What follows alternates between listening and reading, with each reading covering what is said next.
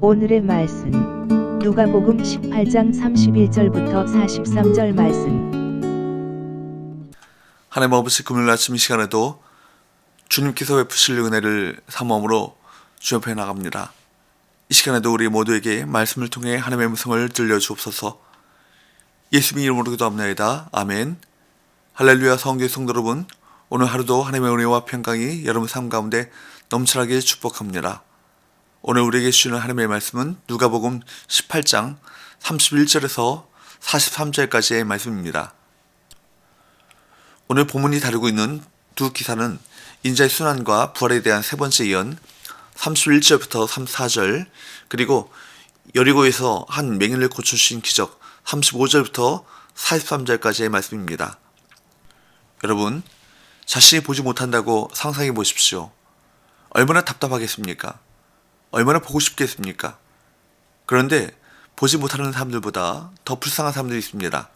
바로 영적인 맹인들이죠. 영적 맹인은 진리를 알지 못하여 하나님의 복을 누리지 못하기 때문입니다. 영적으로 보지 못한다는 것은 무엇을 의미합니까? 그것은 예수님을 알지 못한다는 의미입니다. 더 분명하게 말한다면 예수님의 십자가 대속적 죽음을 알지 못한다는 것입니다. 오늘 본문에 나오는 것처럼 말을 해줘도 이해하지 못하고 믿지도 못하는 것이 영적 맹인입니다. 예수님의 십자가를 모르면 아무것도 알 수 없습니다. 기독교의 진리, 생명의 복음은 바로 이 십자가 위에 세워져 있기 때문입니다. 그래서 4절 말씀에 보면 제자들이 하나도 깨닫지 못했다라고 나오는 것입니다. 이제 예수님께서는 예루살렘에 가까이 이르시자 성경에 예언된 모든 것이 자신에게 응하게 될 것을 말씀하십니다. 31절에서 33절, 예수께서 12제자를 데리시고 이르시되 보라, 우리가 예루살렘으로 올라가노니 선자들을 통하여 기록된 모든 것이 인자에게 응하리라. 인자가 이방인들에게 넘겨져 희롱을 당하고 능욕을 당하고 침뱉음을 당하겠으며 그들은 채찍질하고 그를 죽일 것이나 그는 3일 만에 살아나리라 하시되.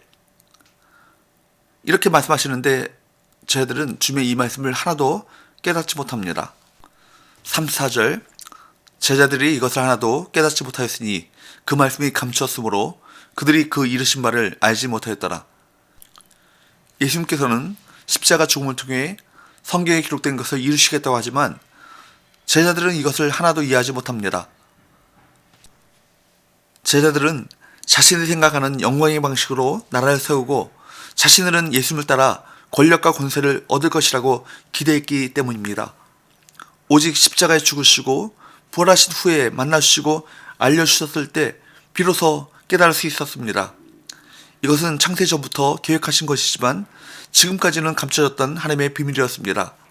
이 비밀은 이제 오순절 성령이 오신 후 모든 교회에 알려졌습니다. 이것이 바로 우리가 갖고 있는 신약 성경인 것입니다. 여러분은 예수님을 잘 아십니까? 예수님의 십자가 죽음과 부활을 정말 알고 믿으십니까? 이것이 여러분 삶의 중심입니까? 갈라디아서 3장 1절에서 말씀하신 것처럼 예수 그리스도께서 십자가에 못 박히신 것이 눈앞에 밝히 보입니까? 십자가만이 우리의 진리의 안경인 것입니다. 왜 십자가를 알지 못하면 아무것도 알지 못합니까? 왜 십자가가 없으면 볼 수 없습니까? 그것은 오직 십자가에서 죽으신 것을 통해서만 예수님이 어떤 분인지를 알 수 있기 때문입니다.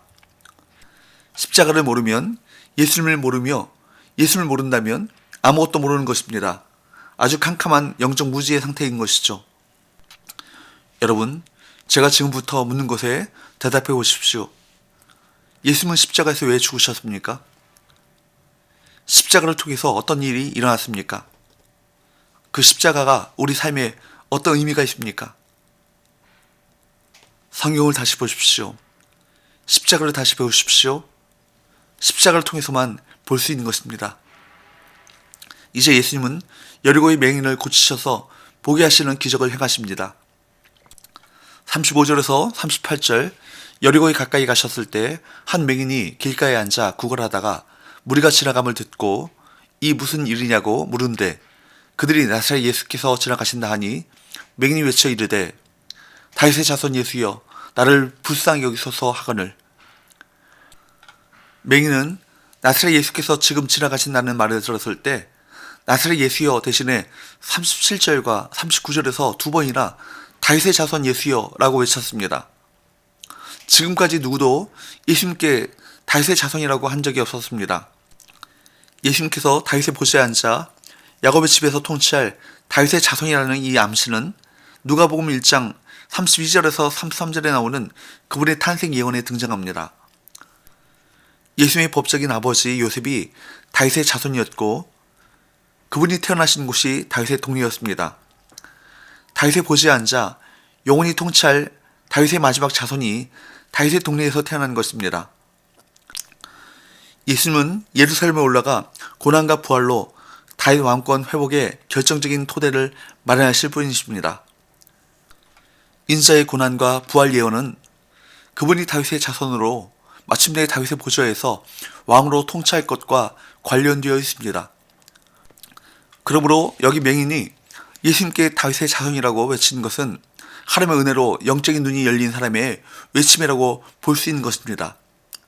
39절 앞서가는 자들이 그를 꾸짖어 잠잠하라 하되 그가 더욱 크게 소리질러 다윗의 자손이여 나를 불쌍히 여기소서 하는지라. 앞서가던 사람들이 맹인을 꾸짖어 잠잠하라고 책망했습니다. 그러자 그 맹인은 더 큰 소리로 외쳤습니다. 이 40절 말씀에 보면 예수님께서는 가던 길을 멈추시고 그를 데리고 오라고 명하셨습니다. 그리고 41절에서 예수님께서는 그에게 무엇을 하여 주기를 원하느냐 라고 물으셨습니다. 이 질문에 맹인은 대답합니다. 주여 보기를 원하나이다. 그는 지금까지 누구에게도 보기를 원합니다 라고 말한 적이 없었을 것입니다. 그런데 예수님께 보기를 원한다고 말했다는 것은 그의 눈을 뜨게 하셔서 보게 하실 수 있는 분은 바로 예수님이라는 사실을 알고 있었고 그렇게 그의 영안이 열려있음을 보여주는 것입니다. 예수님께서는 그를 향해 선언하십니다. 42절 예수께서 그에게 이르시되 보라 내 믿음이 너를 구원하였느니라 하시매. 그러자 어떤 일이 일어났습니까? 43절 곧 보게 되어 하나님께 영광을 돌리며 예수를 따르니 백성이 다 이를 보고 하나님을 찬양하니라. 그는 즉시 볼 수 있게 되었습니다. 그래서 하나님께 영광을 돌리며 예수님을 따르기 시작했습니다. 치유를 받자마자 예수님을 따르기 시작한 것도 전례가 없는 일입니다. 그는 즉시 예수님을 따름으로 제자들이 가야 할 길을 가기 시작했습니다. 여기서 누가는 눈을 떴으나 영적으로 맹인이었던 예수님의 제자들과 반면에 눈이 멀었으나 영적으로 눈이 열렸던 이 맹인을 대조적으로 그리고 있습니다. 사랑하는 여러분, 어떻게 우리가 영적 무지와 영적 맹인의 상태에서 벗어날 수 있겠습니까? 여러 가지 방법을 알려드릴 수 있습니다. 성경을 읽어야 함은 말할 것도 없고 예수님의 십자가에 대해 좋은 강의를 듣는 것도 좋은 방법입니다. 그런데 한 가지 명심해야 할 것이 있죠. 아무리 들어도 그것을 깨닫고 믿게 하는 것은 우리 지성이 아니라 예수님이라는 사실을 말입니다. 그러므로 예수님께 나아가십시오. 그분께 간구하십시오. 간절히 구하십시오. 눈을 뜨게 해달라고, 십자가 복음을 알게 해달라고 말입니다. 그러면 자비로우신 우리 주님께서 보게 하실 것입니다. 예수님의 은혜로 예수 십자가 복음을 다 알고 볼 수 있기를 바랍니다. 이미 눈을 뜨신 분들은 더 보게 해달라고 구하십시오. 그러면 하나님께 영광을 돌리는 삶을 살 수 있을 것입니다. 기도합시다. 하나님 아버지, 우리의 영적인 눈을 뜨게 하셔서 십자가 복음의 놀라운 비밀과 하나님 나라의 영광을 보게 하여 주옵소서. 그리하여 주님을 더욱더 신실하게 따르는 참 제자가 되게 하여 주옵소서. 예수님의 이름으로 기도합나이다. 아멘.